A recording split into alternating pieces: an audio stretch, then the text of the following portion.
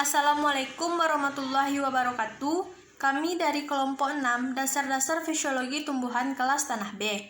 Di sini kami akan menjelaskan tentang klorofil. Yang pertama saya sendiri, perkenalkan nama saya Priya Tiffany, BP 1910233006. Di sini saya akan menjelaskan tentang pengertian klorofil, letak klorofil, fungsi klorofil, serta sifat fisika dan sifat kimia klorofil. Yang pertama saya akan menjelaskan tentang pengertian klorofil. Klorofil atau pigmen hijau adalah suatu pigmen yang hadir di dalam tubuh tumbuhan yang berfungsi untuk membantu tumbuhan dalam proses memasak makanan untuk pertumbuhan dan perkembangbiakan tumbuhan dengan bantuan sinar matahari. Yang kedua adalah letak klorofil. Klorofil terletak di kloroplas. Kloroplas sendiri adalah suatu sel khusus yang terletak di kompartemen membran tilakoid. Yang ketiga adalah fungsi klorofil. Klorofil mempunyai beberapa fungsi, antara lain menyerap sinar matahari sebagai mediator pemindahan elektron dan menjaga kloroplas agar tidak mengalami degenerasi. Selanjutnya saya akan membahas tentang sifat fisika dan sifat kimia klorofil. Yang pertama yaitu sifat fisika. Sifat fisika klorofil adalah menerima dan memantulkan sinar dengan menyerap sinar matahari pada panjang gelombang ke 400-700 nanometer. Pada penyerapan sinar ini, sinar yang banyak diserap adalah sinar merah dan sinar biru. Sedangkan sifat kimia klorofil adalah, yang pertama, tidak larut dalam air. Yang kedua, inti magnesium akan tergeser oleh dua atom H dalam keadaan suasana asam. Dalam keadaan suasana asam ini, dia akan menghasilkan persenyawaan yang disebut dengan feofitin yang berwarna kecoklatan. Baiklah, selanjutnya akan dilanjutkan oleh rekan saya. Sekian dari saya, terima kasih. Assalamualaikum warahmatullahi wabarakatuh. Perkenalkan, nama saya Viola Okta Pratama, BP 1910-31013, Dasar-dasar Fisiologi Tumbuhan Tanah B. Baiklah, pada video kali ini saya akan menjelaskan tentang jenis-jenis pigmen warna, pembagian, dan fungsinya. Pigmen dalam daun dibedakan menjadi 3, yaitu 1 klorofil, karateonit, dan antosianin. Klorofil dibedakan menjadi 2, yaitu klorofil A dan klorofil B. Begitu pula dengan karateonit. Karateonit dibedakan menjadi xanthofil dan karoten. Pembagian tersebut pada akhirnya menunjukkan bahwa pada umumnya macam pigmen ada 3 macam. Di alam terdapat pigmen alami berbagai jenis warna, mulai dari merah, kuning, hijau, dan sebagainya. Setiap pigmen memiliki peran dan fungsi masing-masing. Fungsi pigmen. 1. Klorofil.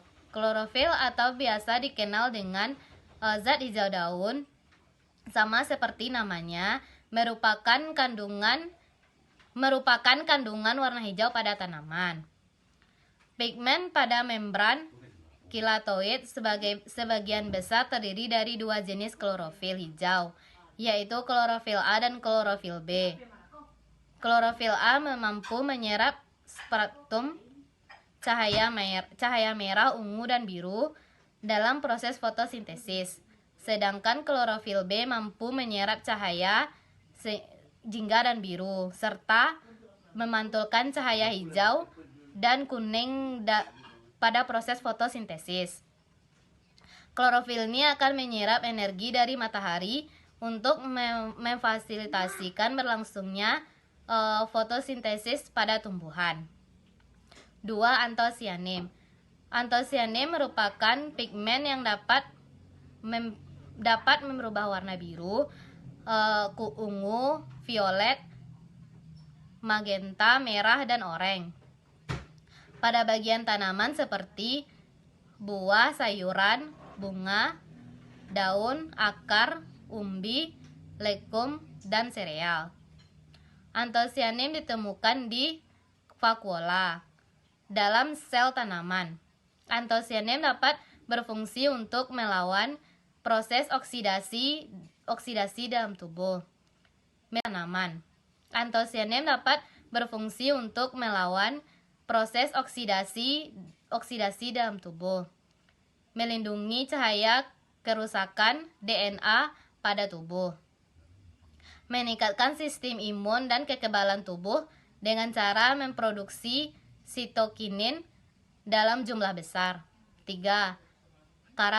Karotenoid. Karotenoid dibagi menjadi karoten dan xanthofil.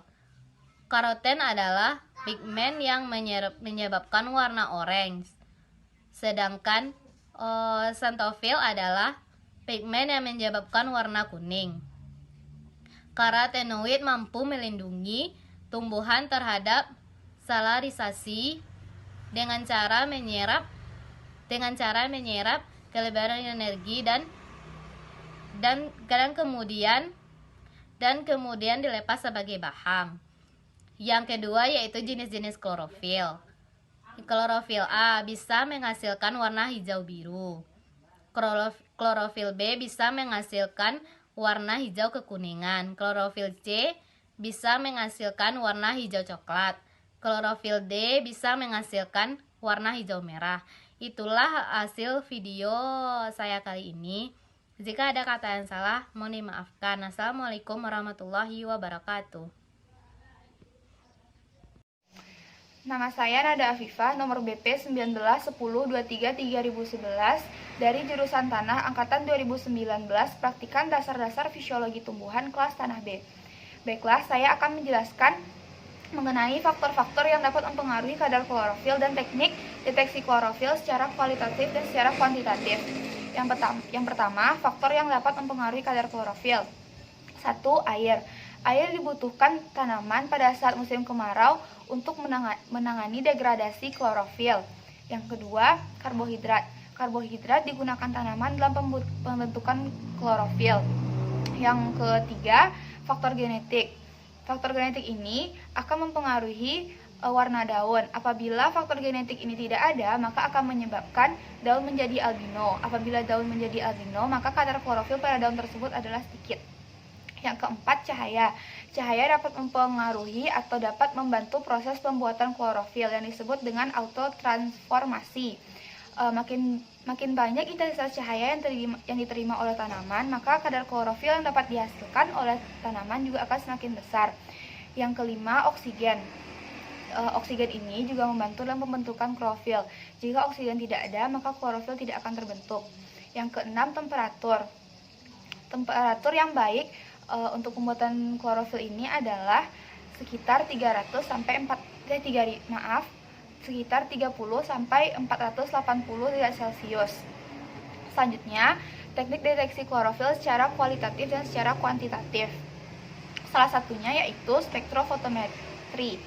Spektrofotometri ini adalah salah satu metode kimia analisis dengan membandingkan interaksi antara suatu materi dengan cahaya tertentu. Cahaya yang digunakan dapat berupa cahaya UV, inframerah, dan cahaya visible. Sedangkan materi yang digunakan dapat berupa atom dan materi. Namun yang lebih berperan adalah elektron valensi. Alat yang digunakan untuk mengukur spektrofotometri adalah spektrofotometer. Prinsip kerja pada spektrofotometri ini adalah melihat interaksi antara materi yang digunakan dengan cahaya yang memiliki panjang gelombang cahaya tertentu. Baiklah teman-teman, selanjutnya perkenalkan, nama saya Taufik Hidayat, nomor HP 1910233013 dari kelompok 6. Selanjutnya saya akan menjelaskan sedikit tentang spektrofotometer. Spektrofotometer adalah alat yang digunakan untuk mengukur absorbansi dengan cara melewatkan cahaya dengan panjang gelombang ditentukan pada suatu objek kaca atau kuarsa yang disebut dengan kuvet.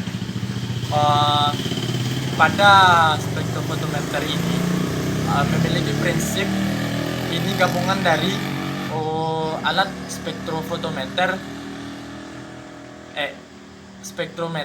dan fotometer. Mungkin sekian penjelasan saya. Terima kasih ya teman-teman. Mungkin sekian dari penjelasan kami tentang klorofil dari kelompok 6. Saya akhiri. Apabila salah mohon maaf. Assalamualaikum warahmatullahi wabarakatuh. Matiin. Lah dulu.